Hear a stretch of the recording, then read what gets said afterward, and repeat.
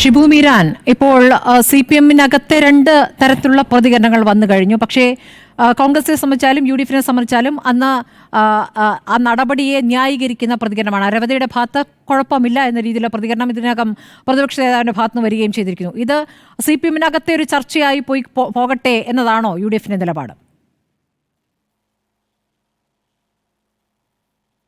സ്മൃതി, രവത ചന്ദ്രശേഖർ എന്ന വ്യക്തിയല്ല കൂത്തുപറമ്പ് വെടിവയ്പ്പിലേക്ക് നയിച്ച അന്നത്തെ ആ സാഹചര്യം.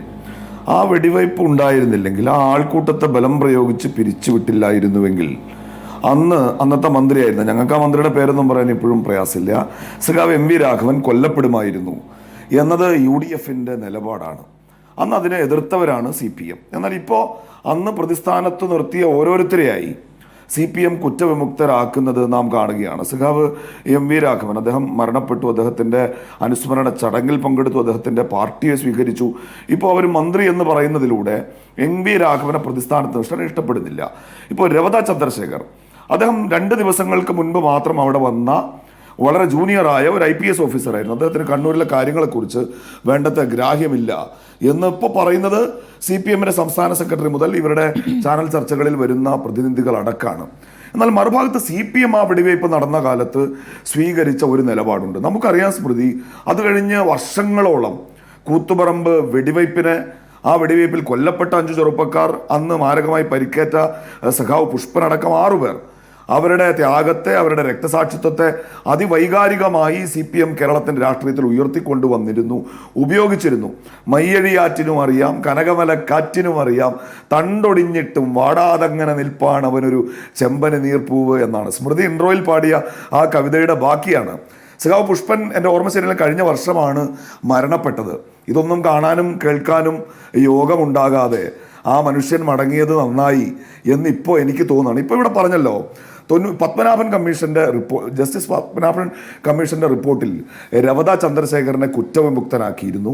അത് കഴിഞ്ഞ സഖാവ് നയനാർ ഗവൺമെന്റ് കേരളത്തിൽ 96 മുതൽ 2001 വരെ കേരളം ഭരിച്ചപ്പോൾ തുടർച്ചയായി രവതയ്ക്ക് കേരളത്തിൽ പോസ്റ്ററുകൾ കൊടുത്തിരുന്നതെന്നാണ്.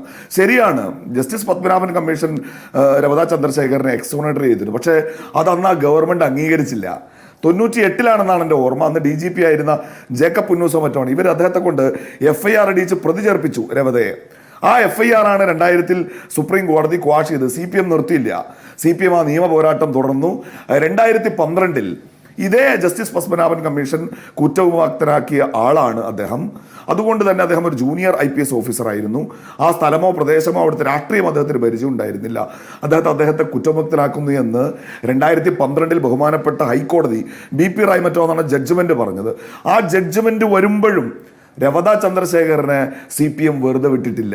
എന്നാൽ ഇപ്പോൾ പൊടുന്നനെ ഇവരുടെ ഗവൺമെന്റിന് നമുക്ക് അജ്ഞാതമായ, എന്നാൽ നമുക്ക് ഊഹിക്കാവുന്ന ചില കാരണങ്ങളാൽ കൂത്തുപറമ്പ് രക്തസാക്ഷികളുടെ ചോര പുരണ്ടു എന്നിവർ ആക്ഷേപിച്ച ആ മനുഷ്യനെ DGP ആക്കി മാറ്റേണ്ടി വരുന്ന സാഹചര്യത്തിൽ റദ്ദാക്കപ്പെടുന്നത് യഥാർത്ഥത്തിൽ കൂത്തുപറമ്പിലെ ആ മനുഷ്യരുടെ രക്തസാക്ഷിത്വമാണ്, ഇവർ വിളിച്ച മുദ്രാവാക്യങ്ങളാണ്, ഇവരുടെ നിലപാടുകളാണ്. ഇനി മറ്റൊരു കാര്യം കൂടി രസകരമാണ്. ഇപ്പോൾ ഇവർ രവതയെ നിയമിക്കുമ്പോൾ 1ാം സ്ഥാനക്കാരൻ നിതീഷ് അഗർവാളാണ്. അദ്ദേഹത്തിൻ്റെ കാര്യത്തിൽ ഇപ്പോൾ സഖാവ് ജയരാജൻ തന്നെ ചില ആക്ഷേപങ്ങൾ പറയുന്നുണ്ട്. അന്ന് നേരത്തെ ലോക്കൽ സെക്രട്ടറി ആയിരുന്നു, ഇപ്പോഴത്തെ കൂത്തുപറമ്പിലെ പാർട്ടി സെക്രട്ടറിയായ സുകുമാരനെ മർദ്ദിച്ച ആളാണ് ആര്? നിതീഷ് അഗർവാൾ. ഇനിയിപ്പോൾ യോഗേഷ് ഗുപ്തയുടെ തകരാർ എന്താണ്? യോഗേഷ് ഗുപ്തയുടെ പ്രശ്നം PP ദിവ്യ, അവർ കണ്ണൂർ ജില്ലാ പഞ്ചായത്ത് പ്രസിഡന്റായി അവർ രാജിവെക്കേണ്ട ഒരു സാഹചര്യത്തിൽ അവിടുത്തെ KSUവിൻ്റെ നേതാവ് മുഹമ്മദ് ഷമ്മാസ് എന്നൊരു ചെറുപ്പക്കാരൻ കുറേ ആരോപണങ്ങൾ ഉന്നയിച്ചു. ആ ആരോപണങ്ങളിൽ ഇവർ അനധികൃതമായ സ്വത്ത് സമ്പാദിച്ചു എന്ന ആരോപണം ഉണ്ടായിരുന്നു. അതിൽ അന്നത്തെ വിജിലൻസ് ഡയറക്ടറായിരുന്ന യോഗേഷ് ഗുപ്ത PP ദിവ്യക്കെതിരെ ചില അന്വേഷണങ്ങൾ ഇനീഷ്യേറ്റ് ചെയ്യുന്ന സമീപനം സ്വീകരിച്ചു. അപ്പോൾ ഈ 3 പേരെയും തൂക്കിയപ്പോൾ 2ാം സ്ഥാനക്കാരനാണെങ്കിലും റവതയ്ക്ക് കൊടുത്തേക്കാമെന്ന് തീരുമാനിച്ചു. കാരണം ഞാൻ നേരത്തെ പറഞ്ഞ ഈ ഷിബുലാലും രാജീവനും റോഷനും അതേപോലെ തന്നെ സഖാവ് പുഷ്പനടക്കം കൂത്തുപറമ്പിലെ രക്തസാക്ഷികൾ ഒന്നൊഴിയാതെ അവർ ഈ ഭൂമിയോട് ഏത് സർക്കാരുകളായാലും ആ സർക്കാരുകൾക്ക് യോജിക്കാൻ പറ്റുന്ന ഉദ്യോഗസ്ഥരെയല്ലേ പോലീസ് മേധാവിയാക്കുക? ഇതിപ്പോൾ പ്രത്യേകിച്ച് മുഖ്യമന്ത്രിക്ക് നന്നായി ഇടപെടാൻ കഴിയുന്ന ഒരു ഉദ്യോഗസ്ഥനെയല്ലേ ഈ പാർട്ടിയിലെ തന്നെ വിവിധ നേതാക്കൾക്കെതിരെ കേസെടുക്കാൻ പോകുന്നത്. ഇപ്പോൾ PP ദിവ്യ ഒരു വിഷയമായി പ്രതിപക്ഷം എപ്പോഴും ഉയർത്തിക്കൊണ്ടുവരുന്നു, നമുക്കതിൽ തെളിവില്ല. പക്ഷെ അതിലപ്പുറം എല്ലാവർക്കുമെതിരെ ഇങ്ങനെ കേസെടുക്കുന്ന ഒരു രീതി, ഒരു ജേക്കബ് തോമസ് രീതിയുണ്ട് അദ്ദേഹത്തിന് എന്നുള്ള കേൾക്കുന്നുണ്ട്. അപ്പോൾ അങ്ങനെ ഒരാളെക്കാളും ഒരുമിച്ച് പ്രവർത്തിക്കാൻ എളുപ്പമുള്ള ഒരു ഉദ്യോഗസ്ഥരെ സ്വാഭാവികമായൊരു സർക്കാർ തിരഞ്ഞെടുക്കില്ലേ? നിങ്ങൾക്ക് എന്തായാലും രവതയുടെ കാര്യത്തിൽ നിങ്ങൾക്കെതിരെ അഭിപ്രായമില്ല. തീർച്ചയായും സ്മൃതി, എന്താ സംശയം? തീർച്ചയായും സ്മൃതി, ഞാനതാ പറയുമ്പോൾ യോഗേഷ് ഗുപ്തയുടെ കാര്യത്തിലാണെങ്കിൽ പി ദിവ്യ പച്ച ജീവനോടെ ഇരിക്കുകയാണ്. നേരത്തെ പറഞ്ഞ ഈ സുകുമാരൻ, നിതീഷ് കുമാർ, പിന്നെ നിതീഷ് അഗർവാൾ കൈകാര്യം ചെയ്തെന്ന് പറയുന്ന സുകുമാരൻ, അദ്ദേഹം കൂത്തുപറമ്പിലെ പാർട്ടി സെക്രട്ടറി ആയിട്ട് പച്ച ജീവനോടെ ഇരിക്കണം. അപ്പോൾ ഈ ഇടപെടാനും മൂടി വെക്കാനും ചോദിക്കാനും പറയാനും ആരും ഇല്ലാത്തത് ഇപ്പോൾ കൂത്തുപറമ്പ് രക്തസാക്ഷികൾക്കാണ്. പിണറായി വിജയൻ ഈ 3 പേരിൽ ബെറ്ററായി രവതാ ചന്ദ്രശേഖരനെ കണ്ടു കാണും, അദ്ദേഹം അവരെ നിയമിച്ച് കാണും. ഞങ്ങൾക്ക് ആ നിയമനത്തിനൊന്നും പ്രശ്നം, ആര് വന്നാലും ഞങ്ങളെ സംബന്ധിച്ചിടത്തോളം കേരളത്തിലെ ജനങ്ങളുടെ ജീവനും സ്വത്തിനും സംരക്ഷണം കൊടുക്കുക എന്ന ഉത്തരവാദിത്വം കേരള പോലീസ് നിറവേറ്റണമെന്ന വിമർശന ബുദ്ധി മാത്രമേ പ്രതിപക്ഷത്തിന് ഇതിലുള്ളൂ. ഞാൻ വിമർശിക്കാൻ ശ്രമിച്ചത് സ്മൃതി, ഞാൻ ആദ്യം പറഞ്ഞത് വീണ്ടും ആവർത്തിക്കുന്നു, പതിറ്റാണ്ടുകളോളം ആ 5 ചെറുപ്പക്കാർ അവരുടെ രക്തവും മാംസവും ഈ കേരളത്തിന്റെ തെരഞ്ഞെടുപ്പ് ആരൊക്കെ രക്തസാക്ഷി, ഇപ്പോൾ എം വി രാഘവന്റെ പേര് പോലും പറയാൻ മടിക്കാണ്. സഖാവ് എം വി രാഘവൻ 87 പാർട്ടി വിട്ടതിന് ശേഷം ആരൊക്കെ എം വി രാഘവനുമായി CPM-നുള്ള ആ കുടിപ്പകയുടെ പേരിൽ ഇപ്പൊ രക്തസാക്ഷികളായി ഈ 5 ചെറുപ്പക്കാർ.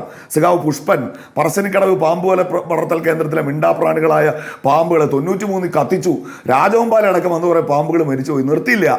2000 ആ പാമ്പ് വളർത്തൽ കേന്ദ്രം അടച്ചുപൂട്ടാൻ ശ്രമിച്ചു. ചാടി രക്ഷപ്പെടാൻ പറഞ്ഞ സിംഹവാലം കുരങ്ങനെ ഇവർ മയക്കുവടി വെച്ച് വീഴ്ത്തി പിടിച്ചുകൊണ്ട് പോകുന്ന കാഴ്ച വരെ കേരളം കണ്ടതാണ്.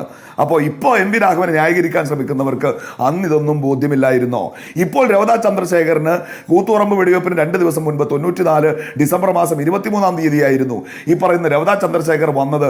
അദ്ദേഹത്തിന് എന്തറിയാനാണെന്ന് പറഞ്ഞവർക്ക് ഈ 2012 വരെ കേസ് നടത്തുമ്പോൾ ഇത് ബോധ്യമില്ലായിരുന്നോ എന്ന ചോദ്യങ്ങൾക്ക് ഉത്തരം പറയേണ്ടി വരുന്നത് CPM ആണ്.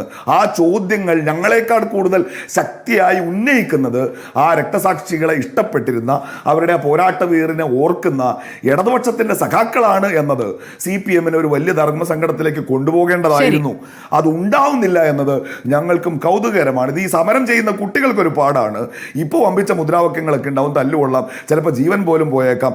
ഇപ്പൊ കിട്ടുന്ന രക്തപുഷ്പങ്ങളല്ലാതെ ഭാവിയിൽ ഇവരിതൊന്നും ഓർത്തു വെക്കാൻ പോകുന്നില്ല എന്ന് നിലവിൽ സമരം ചെയ്യുന്ന DYFI-ക്കാരും SFI-ക്കാരും തിരിച്ചറിയാൻ ഈ ഒരു പാഠമാവുമെങ്കിൽ അത്രയും നല്ലതെന്ന് ഞങ്ങൾ കാണുന്നുള്ളൂ. അതിൽ